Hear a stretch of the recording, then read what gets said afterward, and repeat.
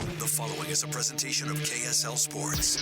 First and 12. A total roundup of BYU and Utah football and the expanded Big 12 Conference. Brought to you by Macy's Grocery Stores. Your hosts are Mitch Harper and Alex Kirry on KSL News Radio and the KSL Sports Zone. Good morning, everyone. Welcome on into First and 12. Mitch Harper, Alex Kirry with you. It's your weekly check-in on Big 12 football. And, Alex, I feel like we are in the market, Salt Lake City, where the Big 12, it runs through this state. BYU and Utah, huge wins over the weekend. We're going to unpack all of that and all of the action from Week 4 in the eventful Big 12. Hold on, before we break down this Utah-Oklahoma State game to kick things off. All right, first of all, late night, last night obviously for BYU fans. But can we officially label this conference and this show, because it's part of what we do now, can we label this conference as the wildest conference in college football?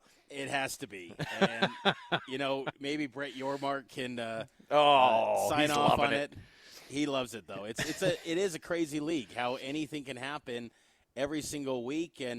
But the thing is that the preseason favorite, the Utah Utes, they maintain that spot. So that's not unexpected. Let's dive in to Utah's big win in Stillwater over the Pokes. The Utah Utes post-game analysis.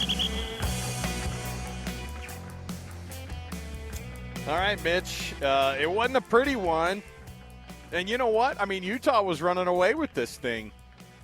And I think that BYU and Utah both had something very similar in both games, and that was, an offense that you kind of look at and you went, well, all right, some things are going here, some things are working.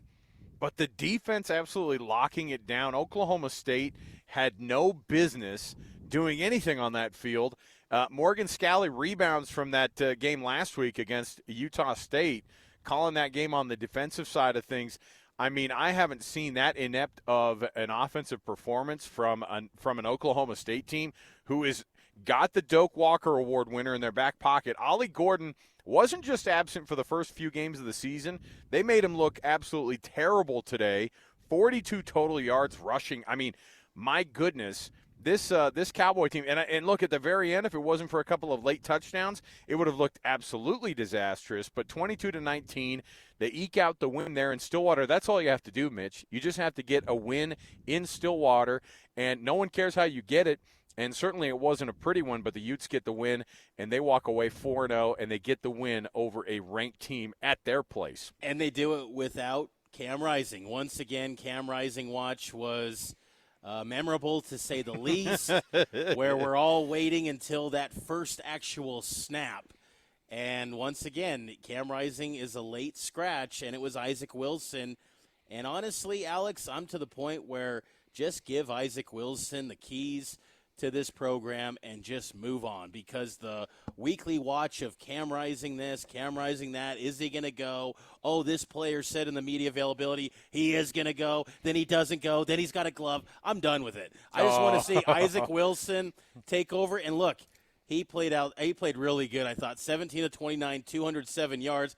He had the interceptions early. One of those was a spectacular play by the Oklahoma State defender. But, Oklahoma State punched early, and their offense, set up that field goal, and they looked physical. There was some hard hitting early, but Utah settled in, and you noted the 48 rushing yards. That's insane. No one would have predicted Oklahoma State to ever run in a game for 48 yards on their home turf this season.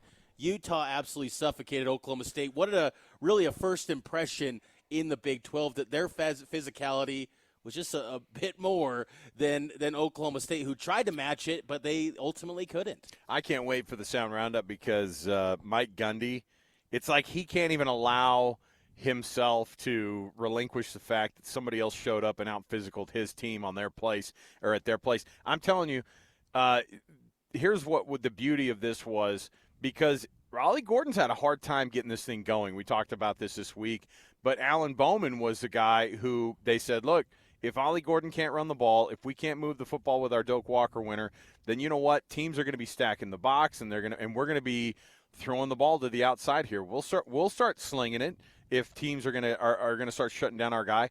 And Utah did both. They shut down the run. Alan Bowman looked embarrassing to the point that they benched him. They ended up bringing him back later in the game. He ended up bringing those 2 touchdowns late in the game. I mean, my goodness, that's 16 points in the last like 4.5 minutes. I was going, there's no way. This conference is insane. But Utah ends up buttoning it up, and they're 4-0 overall. They're 1-0 in their conference play, and they passed that first ridiculously tough test, which is going into Stillwater and doing the thing and getting the win. And it's exactly what it was supposed to be on paper, which was a rock fight. And, man, Utah comes away with the win, and that's exactly that's all you have to ask for Utah. And the Isaac Wilson, Cam Rising thing, like, Mitch, I get it. I was as annoyed as anybody. I'm so sick of being lied to by like everybody, by Cam Rising's team, and then the Utes doing the whole, like, and I know they don't owe anything to us, right? I get it. But as fans watching the game, there can't be Ute fans cannot be loving this idea of just trying to roll out like in kind of having a half-baked offense of what you're used to. And does that mean that you didn't see a full week of practice for Isaac Wilson? Was it a late scratch like for real, or was it one of those where they said – because last week it was his offense, Mitch, and then this week I wondered what the actual truth was to it as well, because – Isaac Wilson was put in there, tough situation, throws 2 picks in the first half. He settled down, did the same thing last week, and certainly a test like this, at the very least you go, look, you went into Oklahoma State, Isaac Wilson, and the number 14 team in the country that is known for kind of being tough and beastly, and it's a tough place to win. He went in there and got the dub.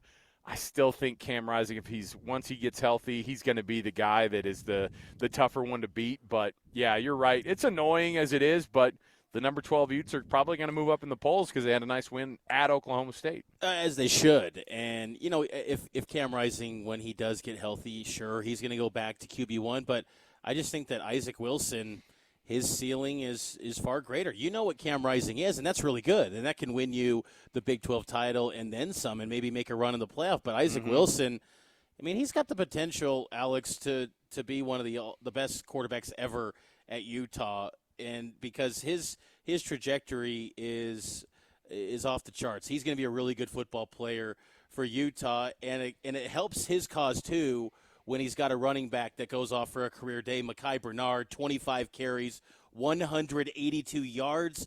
You thought that would have been a stat line for Ollie Gordon. Right. It's Mekhi Bernard, and man, he had that 62-yarder. That was big time. 7.3 yards per carry. Bernard was, he was a veteran. Special, and he carried this Utah offense. Well, what's crazy now, too, is over the last 3 weeks, he's the guy. Like, that's it. Last week you kind of went, oh, you know what? He might have to be the one that you go to. And now with 182 yards on the road, and here's the good thing is we get to talk with that young man every week as part of our Players Club on JJ and Alex, and it's so much fun. When he has games like that, he's a veteran, he's a pro about it, and he also has a ton of fun doing it. And so he loves having games like that, and the fact that they've trusted him with that role. And frankly, it bails out guys like Isaac Wilson who think, okay, I gotta get us going in this game, and he doesn't have to because you have such production from a veteran like that when your other veteran is still out with that finger injury. So I don't know. Have fun this week diving in to the Cam Rising watch again for I don't know how many times in the last 2 years. It's been a total of 15 or 18 weeks of us guessing of what the future is going to look like that week for Cam Rising. Well, it's been ridiculous. And it was ridiculous to see the time of possession discrepancy. And that's not usually the tell-all, but, man, Utah, 42 minutes compared to Oklahoma State, who had only had the ball for 17 minutes and 34 seconds. I mean, think about this. A week ago, Alan Bowman looked like he was rewriting his career. Right. He was outstanding in that blowout win over Tulsa. Yeah. And then he's a week later getting benched. That's how volatile Mike Gundy is sometimes. Last year, remember, he was benching 3 quarterbacks, including his own son who transferred this offseason. Bowman, you wonder what's next for Oklahoma State because whether or not he's QB1 or not, he's going to be gone in 3 months.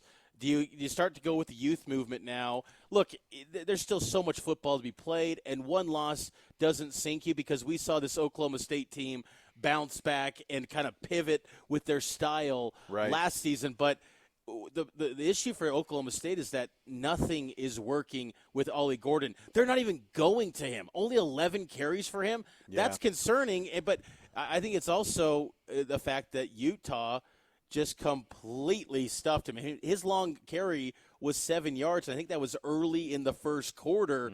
He was not able to do anything against Utah's defensive front. All right, let's take our first break. We'll come back. This first hour, of course, we dive into both BYU and Utah. We had the Utah game breakdown. We'll come back, and we'll listen to Kalani Sitake's reaction to their 38-9 win over Kansas State. You'll hear it right here. Stay tuned. More to go right around the corner. It is our First and 12 program. You hear it right here Sunday mornings, KSL News Radio, the KSL Sports Zone. And, of course, it's all brought to you by the folks at Macy's Happy Shopping. More to go. 97.5 VKSL Sports Zone and KSL News Radio.